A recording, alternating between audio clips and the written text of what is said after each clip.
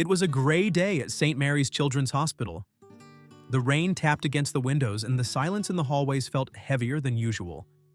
In the rooms, children fought their silent battles against illnesses that drained their strength, but not their hope. Some were sleeping, others stared blankly into space, and a few still had enough energy to smile. Emma, a hospital volunteer, did what she could to lighten that load, telling stories, singing softly, holding small hands. But on that day, even her voice seemed weighed down with sadness. She was in the oncology ward when her phone vibrated, a call from the hospital coordinator. Emma answered, unaware that those words would change everything. On the other end of the line, the voice came through softly, almost trembling, as if the woman could hardly believe what she was about to say. "Emma, Pope Francis is coming to the hospital tomorrow." Her heart raced. The Pope? The leader of the Catholic Church, one of the most influential men in the world. Here? In that hospital? It took Emma a few seconds to respond. Is this for real? But the coordinator wasn't joking. She explained quickly. The Pope had requested an unpublicized visit without grand ceremonies, just to meet the children and bring comfort. No press conference, no official speeches, just him and the little patients. Emma felt a shiver run down her spine. It was grand news, but also shrouded in mystery. Why had he chosen that particular hospital, that ward, those children? The news began to ripple through the hallways, first as a whisper and then as an electric shock that ran through the entire staff. Nurses exchanged shocked glances, and doctors paused mid-treatment to confirm the rumor. Some were excited, others skeptical. The Pope could bring hope, yes? But what could a simple visit change in the daily struggle of those children? They faced unbearable pain, cruel diagnoses. How could one man, no matter how powerful or kind, ease that suffering? That night, as the lights in the hospital dimmed and the hustle and bustle quieted down, Emma walked through the rooms, observing each child. Some were connected to tubes and monitors, others had pale, weary faces. Then she stopped in front of a specific bed. Emily, a little girl of 7, held something small in her hand, a red clown nose. It was a gift from a volunteer who performed shows for the kids. But Emily wasn't smiling. The childhood sparkle in her eyes had vanished long ago. Emma knelt beside the bed and gently brushed Emily's fine hair. "Are you excited for tomorrow?" she asked with a soft smile. Emily didn't respond right away. She just looked at the clown nose and whispered, "Does the Pope know how to tell jokes?" The question caught Emma off guard. She laughed, but her heart ached. Emily didn't just want a visit. She wanted a moment of joy, something to help her forget the pain, even if just for a moment. That night, Emma went home thinking about that question. The Pope might bring hope, but would he bring smiles? The news of the Pope's visit spread through the hospital like a whisper, gaining strength in every corridor. At first, it seemed too incredible to believe. Some nurses frowned and doctors exchanged skeptical looks. But when the official confirmation came through, no one doubted it anymore. Pope Francis would be there the next day. And even without wanting to, everyone began to wonder, what exactly would he do? Would he offer words of comfort? Say a prayer? Touch each child with his presence? What could a religious leader offer to those young lives already so marked by pain? The excitement in the hallways contrasted with the reality inside the rooms. In there, nothing had changed. The little patients continued their quiet routines of treatments, medications, and exams. Some parents received the news with hope, as if that visit could be a breath of something divine. Others merely nodded, keeping their expectations low. They had already heard too many promises, had waited for miracles that never came. Emma watched it all from afar, feeling a mix of emotions, excitement, and unease. She wanted to believe that the Pope's presence would bring something special, something that could brighten those cold hallways. But would the children understand the magnitude of that moment? Would he truly be able to reach them? She thought of Emily, who the night before had held that small clown nose. What could the Pope say that would make a 7-year-old girl smile again? In the pediatric ward, some nurses tried to cheer up the children by telling them about the special visitor arriving the next day. But the reactions were unexpected. Some children shook their heads, not understanding. Others simply looked away. For them, life wouldn't change just because someone important was coming. They would still be there after he left. They would still feel pain, still have to face the unknown. By late afternoon, Emily was once again holding the clown nose. Emma approached her and tried to strike up a conversation. "Tomorrow is the big day," she said with a smile. But Emily only frowned. "Is he going to tell jokes?" she asked again. Emma hesitated. How could she respond? "He's a very wise man," she said, choosing her words carefully. "He's going to bring a beautiful message for all of you." But Emily just looked at the red nose and murmured, "So he doesn't know how to tell jokes?"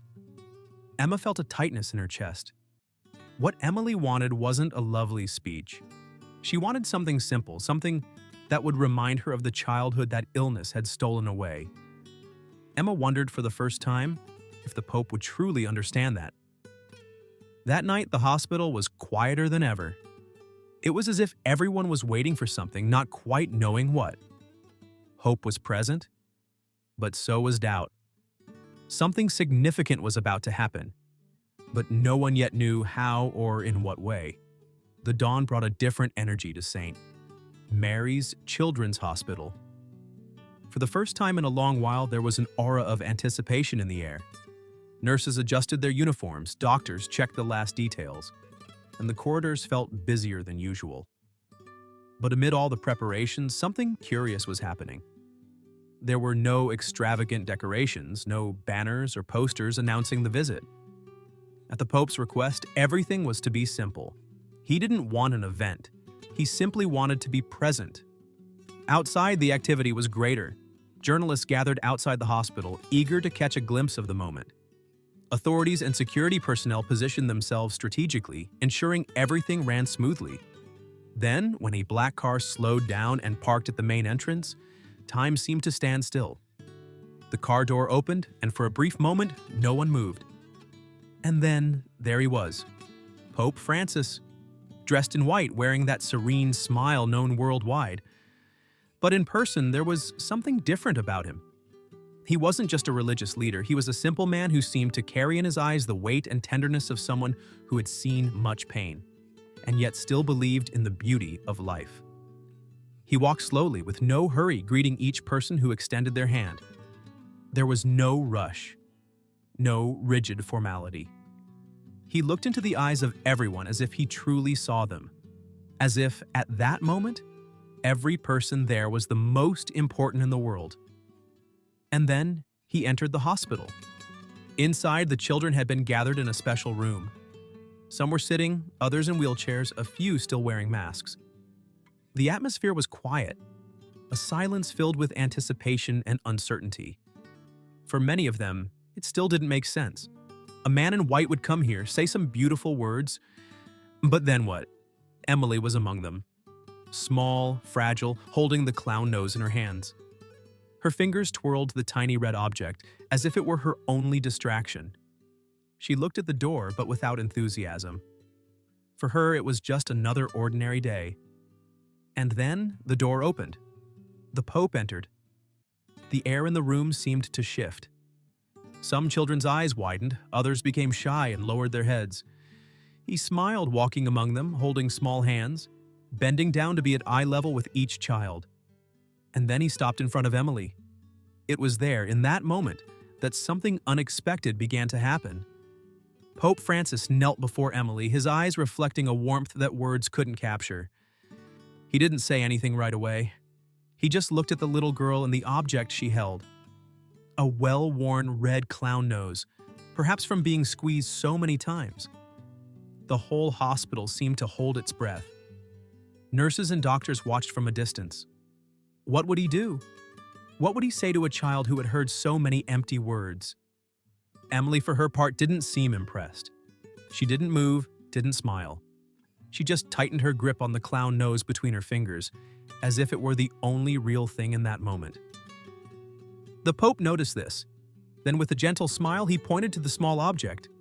"Is this a gift for me?" His voice was soft, as if speaking to his own granddaughter. Emily hesitated. The silence in the room was absolute. No one dared interrupt that moment. Then, after a few seconds, she raised her eyes and nodded slowly. With small, careful gestures, she extended the clown nose toward him. The doctors held their breath. The nurses covered their mouths with their hands. And then something completely unexpected happened. The Pope took the red nose and, without a second thought, placed it on his own nose. The great leader of the Catholic Church, the most powerful man in the Vatican, now had a clown nose on his face. The silence that engulfed the hospital became even deeper. For a moment, no one knew how to react. Was this real? No one would ever expect to see Pope Francis like this. But then came the first sound, a laugh. Soft, contained, yet genuine. And it came from Emily. Her lip quivered, her previously serious face softened. She laughed, for the first time in a long while. And as if that small sound had broken a spell, laughter began to spread. First among the other children, then the nurses. Even the doctors, accustomed to the harshness of their routines, couldn't hold back their smiles. The Pope, still wearing the red nose, made a funny face. The children burst into laughter, and in that instant, in that little chunk of time, the pain, the fear, the illness, all disappeared. There was only laughter. There was only joy. Emily's laughter was like a match struck in a dark room. Small at first, timid, but soon it spread like a wildfire of happiness. The children, who had been watching in silence, were now roaring with laughter, some clapping their hands, others holding their bellies as if it were the funniest thing they had ever seen. And maybe it was. Because here he was, the Pope, the man everyone expected to see serious, solemn, imposing, playing like a child, sporting a clown nose without a hint of embarrassment. And he didn't stop there. With a mischievous grin, the Pope made an exaggerated face and gently pinched his own red nose, imitating a real clown. An imaginary honk filled the children's minds, and it was enough to turn the room into an explosion of laughter. Some, even weak, tried to rise to see better. Others leaned on the nurses as if they didn't want to miss a single detail of that scene. Emily, still giggling, covered her mouth with her little hands, her eyes sparkling in a way no one had seen in months. "You're funny," she exclaimed, her voice full of surprise. The Pope tilted his head to the side as if confused. "Me? But I thought I was just a serious old man." He shrugged, exaggerating the gesture. "I think you just taught me something new." The laughter grew louder. Nurses and doctors, accustomed to the harshness of their daily routines, couldn't contain their emotions. There were tears in many eyes. But for the first time in a long while, they weren't tears of sadness. Joy spread as if it had a life of its own. Some children started to mimic the Pope, placing their hands on their noses as if they too were wearing a red nose. A 5-year-old boy who had been too weak to speak in recent days whispered between giggles, "I want a clown nose too." The nurses exchanged glances, moved by the moment. The Pope looked around and broke into a broad smile. "Well, if I had known you all liked this so much, I would have come as a clown from the start." Emily laughed heartily and, without thinking, took his hand. "You can always come like this." He gently squeezed her small fingers and winked. "Deal." In that moment, there was no illness, no pain, no fear. There were only children being children. And for those surrounded by diagnoses and uncertainties, that was as close to a miracle as one could get. The room was still filled with laughter, but gradually the noise began to quiet down. Not because the joy had faded, but because everyone there wanted to hear what the Pope would say. He carefully removed the clown nose and held it for a moment, gazing at Emily. Then he looked at all the children around him as if he were imprinting each little face in his memory. "You know, sometimes we think we have to be strong all the time. We think we must face everything alone." His voice was calm, steady, yet full of tenderness. But the truth is that the greatest strength in the world isn't in muscles. It's in smiles. He twirled the small red nose between his fingers. It's in the courage to find joy, even when everything seems hard. The children listened in silence, some holding onto the nurse's hands, others just observing with shining eyes. Emily pressed her lips together, trying to contain her emotions. The Pope smiled at her and continued, "Today, you all taught me something very important. You taught me that sometimes the greatest gift we can give someone is to make them smile. He sighed softly, and that is a lesson I will never forget. Then he leaned in a bit more, looking at each child as if he were speaking directly to each one of them. You are the true miracles. His voice grew slightly choked, because even on the hardest days you keep fighting, loving, living. Emily took a deep breath and looked at her clown nose. Then she raised her eyes to the Pope and quietly asked, "Will you remember us?" The Pope smiled, holding her tiny hand. "Always." He winked, gently squeezing the little girl's fingers. "And every time I see a clown nose, I'll remember the day I met the bravest girl in the world." The nurses couldn't hold back their tears any longer. The doctors tried to disguise their emotions, because in that moment everyone knew something extraordinary had happened there. Something that went far beyond beautiful words or a fleeting moment. Something that would last forever. And so, without rushing, Pope Francis began to say his goodbyes. But something had changed. He wasn't the one leaving a gift for those children. They had given him something that no title, ceremony, or official event could offer. Something that would remain forever. Days passed, but the Pope's visit was not just an event that happened and ended. Something had changed inside that hospital. The children spoke about that moment as if it were a dream, repeating every word, every gesture, every laugh. The clown nose, which had previously been just a forgotten object in Emily's hands, had now become a symbol of hope. Emily, who had once spent her days in silence, was now telling her story to anyone willing to listen. She would proudly proclaim, "Pope Francis wore my clown nose." And each time she repeated that phrase, her eyes sparkled in a way no treatment had been able to make them shine before. The doctors noticed. The nurses did too. Something inside her had changed. The other children began to ask for clown noses. Soon, the hospital corridors were filled with little faces sporting that red accessory, smiling at one another. When a new patient arrived, they were welcomed with a nose and a simple explanation. "If the Pope can wear it, so can you." The doctors were astonished. Small gestures began to make a difference in the children's spirits. Some who had previously avoided mirrors started looking at themselves again, laughing at their own reflections with the red nose. Even the staff embraced the idea, and one day one of the doctors showed up to a consult wearing one. The children's laughter echoed throughout the entire hospital. Months later, Emily received a special envelope. Inside was a small letter written in careful handwriting. It was from Pope Francis himself. "Dear Emily," the letter began, "whenever I need courage, I will remember the day a strong girl gave me a clown nose and taught me that joy is the greatest strength there is." She pressed the letter to her chest and smiled. For the first time in a long while, she felt that her story wasn't just about illness. It was about something bigger, something she had left in the world. And so, the red nose ceased to be just a funny accessory. It became a symbol of resilience, of joy amidst pain, of tiny miracles hidden in the simplest smiles. Because in the end, what truly matters isn't the weight of someone's title, but rather the lightness of what we leave in the hearts of others.